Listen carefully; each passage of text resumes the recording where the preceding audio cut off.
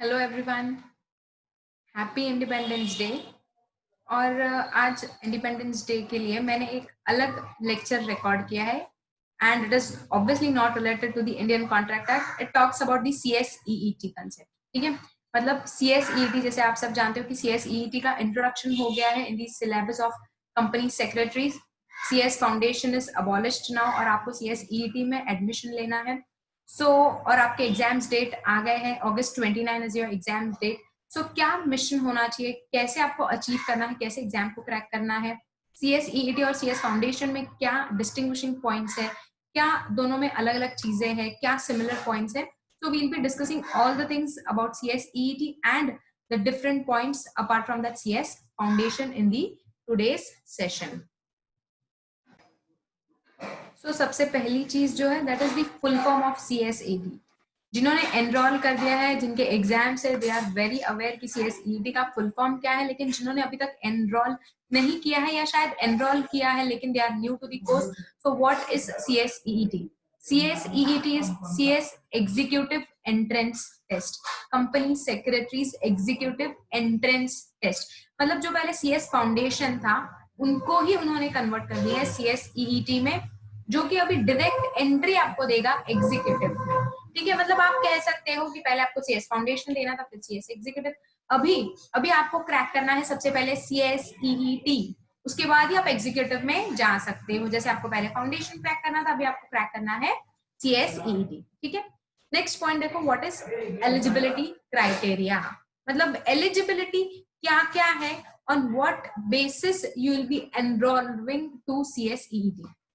सबसे पहला है 10+2, मतलब 12th पास या अपियरिंग स्टूडेंट्स जो भी है।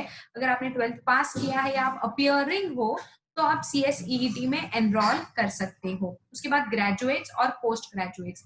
मतलब देखो, पहले अगर CS फाउंडेशन की बात करते थे तो अगर आप कोई भी ग्रेजुएट हो तो आपको CS फाउंडेशन एग्जेम्प्ट था and direct entry was given to CS executive, और पोस्ट ग्रेजुएट्स को भी सिमिलर था। लेकिन after the introduction of CSEET, it is made compulsory that every graduate or postgraduate has to clear the CSEET. आपको CSEET को crack करना important है if you wish to enroll yourself for the CS executive course. ठीक है, पहले exemption था graduates को, post graduates को from giving the CS foundation, there was direct entry in the CS executive course. लेकिन after the introduction of CSEET, it is compulsory for every graduate, post graduate to give the CSEET exams. ठीक है, अगर बात करते हैं CA और CMA की, तो पहले CMA को भी एग्जेम्पशन था कि अगर आपने CA फाउंडेशन क्रैक किया तो आपको डायरेक्टली एंट्री मिल जाएगी एग्जीक्यूटिव में। लेकिन according to the new structure of CSEET, आपको अभी CA फाइनल पास्ड आउट होना चाहिए या CMA फाइनल पास्ड आउट हो तो ही आपको CSEET एग्जेम्प्ट है, तो ही आपको डायरेक्ट एंट्री है। अगर आप CMA के इंटर में हो या फाइनल लेवल पे अपियरिंग हो तो भी आपको एग्जेम्पशन नहीं मिलेगा। You have to appear for the CSEET exams. This is the major change. ठीक है, ये बहुत बड़ा चेंज है क्योंकि पहले CA के बच्चे जो थे, वो CMA के जो बच्चे थे वो डायरेक्टली अपियर कर सकते थे CS एग्जीक्यूटिव में। लेकिन अभी अगर आप CA फाइनल पास्ड आउट हो, CMA फाइनल पास्ड आउट हो तो ही आपको डायरेक्ट एंट्री मिलेगी CS एग्जीक्यूटिव में। नेक्स्ट देखो क्या है, एग्जाम कंडक्टिंग मैनर। अगर अभी हम CSEET की बात करते हैं या CSEET की बात करते हैं तो ये साल में 4 टाइम्स कंडक्ट होने वाला है, अनलाइक योर CS फाउंडेशन। आपको जो CS फाउंडेशन था वो साल में सिर्फ 2 बार होता था, जून नवंबर या मई या दिसंबर, जैसे भी आपके एग्जाम्स का शेड्यूल था। लेकिन CSEET ये 4 बार कंडक्ट होने वाला है साल में, मई, जुलाई, नवंबर एंड जनवरी। ठीक है, so this is more benefiting to the students who are aspiring to become CS. Yes, it is benefiting. अगर आप मई में एग्जाम्स देते हो और क्रैक कर लेते हो, 15-20 दिन में रिजल्ट शायद एक्सपेक्टेड रहेंगे, और जैसे आप क्रैक कर लेते हो you will be able to appear for any one group in December of CS executive. Right. So ये आपका थोड़ा टाइम जो है वो कम कर देगा एग्जाम्स को क्रैक करने के पॉइंट ऑफ व्यू से, ठीक है, सीएस में एग्जीक्यूटिव में एंट्री लेने के पॉइंट ऑफ व्यू से। ये बहुत एक अच्छा इनिशिएटिव लिया गया है इंस्टीट्यूट से कि 4 बार एग्जाम्स रखी गई है आपके लिए। So through out the year you can appear any time during May, July, November या January. Because of this COVID crisis, the July exams have been postponed and kept in the month of August, or else the schedule is May, July, November, January. ठीक है। अभी देखो अगली चीज जो है that is distinguishing features between CS foundation and CS EET. तो सबसे बेसिक फीचर है कि सीएस फाउंडेशन में ग्रेजुएट्स एंड पोस्ट ग्रेजुएट्स को डायरेक्ट एंट्री थी, लेकिन सीएस डबल ईटी में आप कोई भी हो आपको एंट्री नहीं मिलेगी एग्जीक्यूटिव में until and unless you crack CS double ET। आपको CS EET को क्रैक करना होगा even if you are a graduate, even if you are a post graduate, or even if you are a student appearing for CA inter, CA final, CMA inter, CMA final, आपको entry नहीं मिलेगी कहां पे executive में। सिर्फ अगर आप CA appeared हो final, CMA appeared and passed out हो फाइनल, तो ही आपको एग्जीक्यूटिव में डायरेक्ट एंट्री है। This is the major change. उसके बाद सीएस फाउंडेशन में आपका 200 मार्क का एमसीक्यू का पेपर रहता था, लेकिन सीएस ईईटी में 170 मार्क्स का ही पेपर रहेगा। 30 मार्क्स के लिए आपका वाइवा रहेगा, ओरल एग्जाम कंडक्ट किया जाएगा। It can be oral, it can be based on the projects, report, submission, it depends now, ठीक है। सो 170 मार्क्स के लिए आपका थ्योरी पेपर, और पहले जो था वो था 200 मार्क्स के लिए। This is another change. पहले 4 सब्जेक्ट्स थे, अभी यहाँ पे 4 सब्जेक्ट्स के साथ आपका ओरल है, और 4 सब्जेक्ट्स पूरी तरीके से बदले गए हैं। आपको करंट अफेयर्स है, आपको कॉन्स्टिट्यूशन है एम लॉ में पढ़ना, आपको जीके भी है। ये क्या हो गया, ये सब्जेक्ट में चेंजेस हो गए। पहले जो थे वो आपके बहुत अलग सब्जेक्ट्स थे, अभी जो है वो सब्जेक्ट का पॉइंट ऑफ व्यू भी चेंज कर दिया गया है। अभी सीएस फाउंडेशन जो था वो पहले 2 दिन में कंडक्ट होता था, अभी सीएस ईईटी 1 डे एग्जाम है। 1 डे एग्जाम है, ऑनलाइन मोड पे कंडक्ट किया जाने वाला है। एटलीस्ट अगस्त में तो वो ऑनलाइन ही है। Let's see for the next time what it happens, लेकिन 1 दिन का एग्जाम रहेगा। So this is another change. तो ये थे कुछ डिस्टिंग्विशिंग पॉइंट्स सीएस फाउंडेशन और सीएस ईईटी के, ठीक है। अभी अगर बात करते हैं अगस्त 2020 के स्टूडेंट्स की, मतलब जो बच्चे अभी 15 दिन में पेपर देने वाले हैं, उनके पॉइंट ऑफ व्यू से तो बेटा ऑल द बेस्ट, ठीक है। आपके पास बहुत कम टाइम है and I wish all the good luck to you. आपको बहुत अच्छी तरीके से पढ़ाई करनी है। क्या स्ट्रैटेजी फॉलो करनी है, कितने घंटे पढ़ना है, कौन से बुक से पढ़ना है, ये तो आपने जिस फैकल्टी के नोट्स लिए होंगे उन्होंने आपको बताया ही होगा। But just apart from that I would like to say few things. Revision of the whole syllabus is very very important. Revision is the key to any success. अगर आपको कुछ भी हासिल करना है तो आपको वो सब्जेक्ट को बार बार पढ़ना है। रिविजन बहुत नेसेसरी है कोई भी एग्जाम के क्रैकिंग में, ठीक है। एक बार रिविजन नॉट नेसेसरी, लेकिन 2-3 टाइम्स इट इज नेसेसरी। एक बार से कुछ भी नहीं होता है, आपको कम से कम हर एक सब्जेक्ट को 2 से 3 बार पढ़ना बहुत नेसेसरी है। जब आप कोई भी सब्जेक्ट को 2-3 बार पढ़ते हो तब जाके आपको वो पेपर में अच्छे से याद आता है। And when we talk about MCQ exams, आपको ऑप्शन ही नहीं है, you have to be either right और रॉन्ग, दो ही ऑप्शन है। लेकिन जब हम थ्योरेटिकल पेपर्स की बात करते हैं तो उसमें क्या होता है, you can frame answers in your own manner. तो ये आपके पास बेनिफिट रहता है in the theoretical descriptive manner में। लेकिन when it comes to MCQ, you don't have that option. What is to be done? Either you have to be right, either you have to be wrong. So theoretical study is necessary, depth study is necessary. और वो कब होगा, जब आप revision करोगे। एक बार पढ़ते हो तब आपको कंसेप्ट्स क्लियर होते हैं। पहली बार जब पढ़ोगे तब थोड़ा समझेगा, दूसरी बार जब पढ़ोगे तब और अच्छे से, और तीसरी चौथी बार जब आप पढ़ते हो तो you are master in that, right. So revision is the की।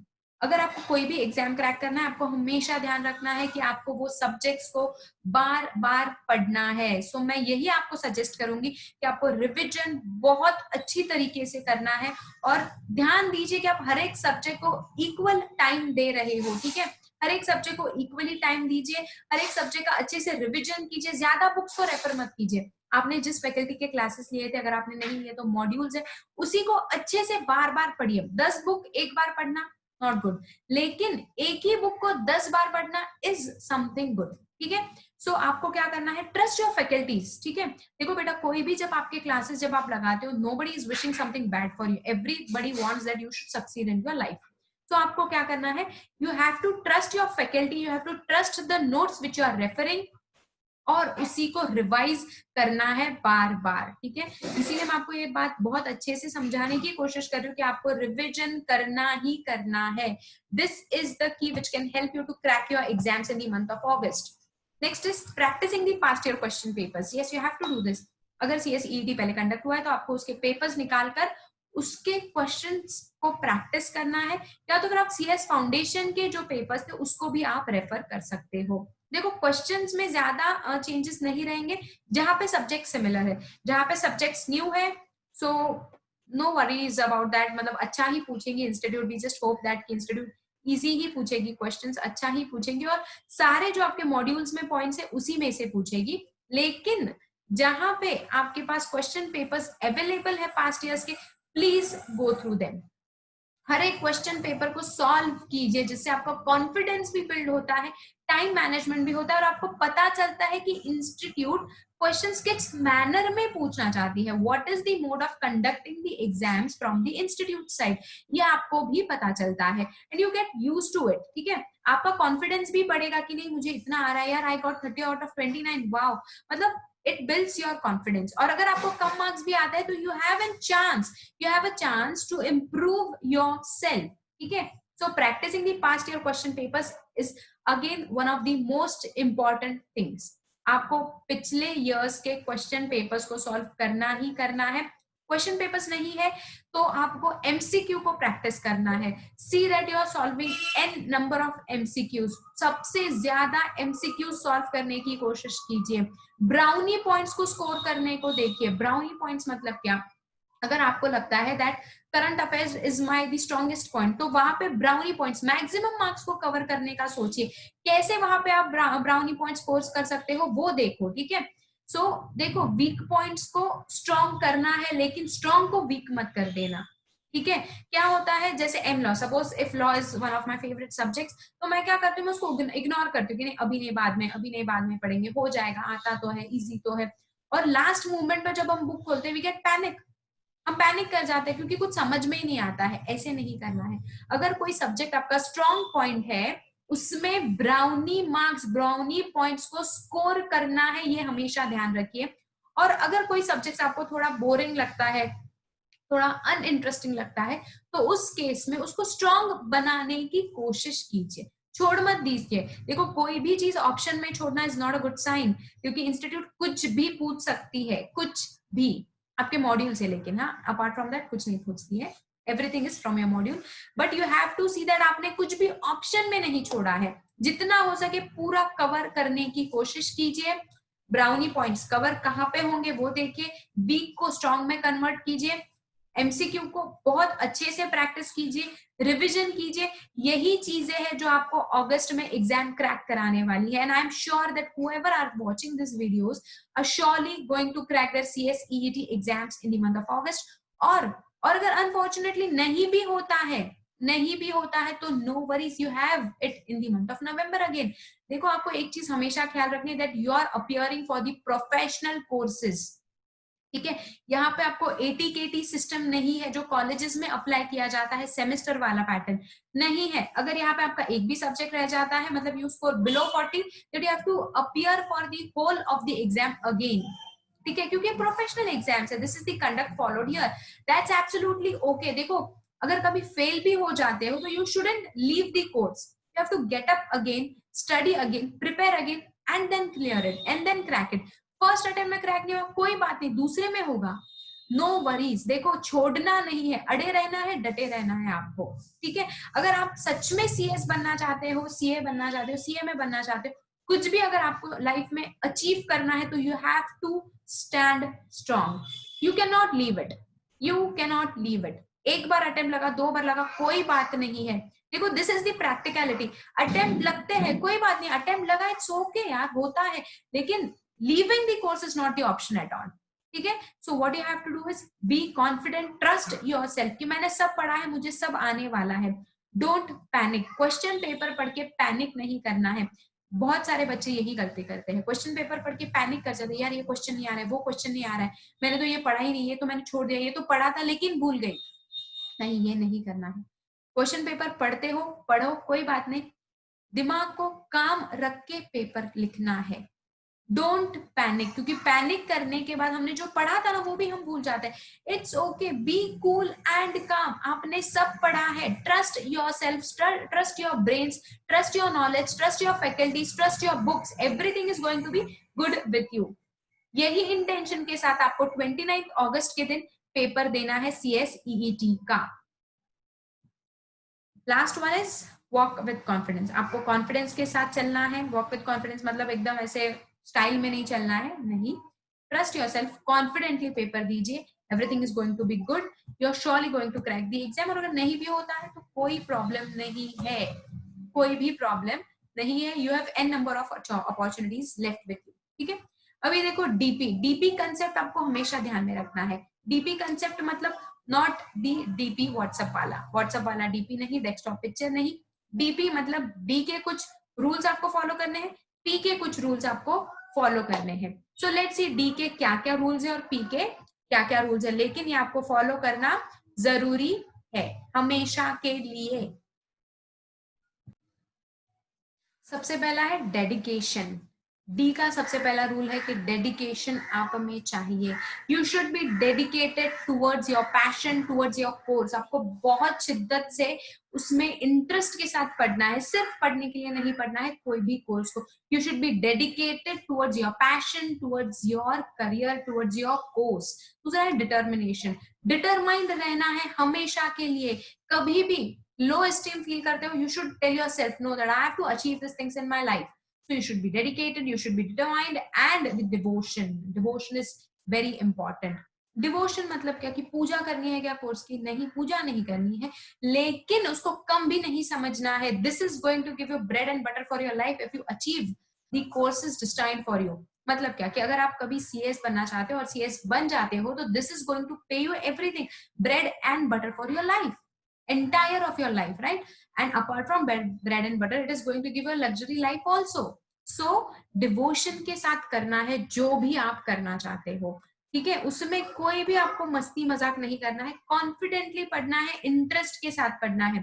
तो 3 रूल्स जो आपको डी के ध्यान में रखने हैं, that is dedication, determination and devotion. Now let's see what P has to say. सबसे पहला है पेशेंस। जब हम कोई भी प्रोफेशनल कोर्स में आते हैं ना, यहाँ पे पेशेंस बहुत बहुत ज्यादा लेवल के आपको लगते हैं, क्योंकि एज आई मेंशन कि not everybody is good enough to crack it in first attempt. होता है किसी को अटेम्प्ट्स भी लगते हैं, लेकिन कोर्स छोड़ना इज नॉट द सोल्यूशन।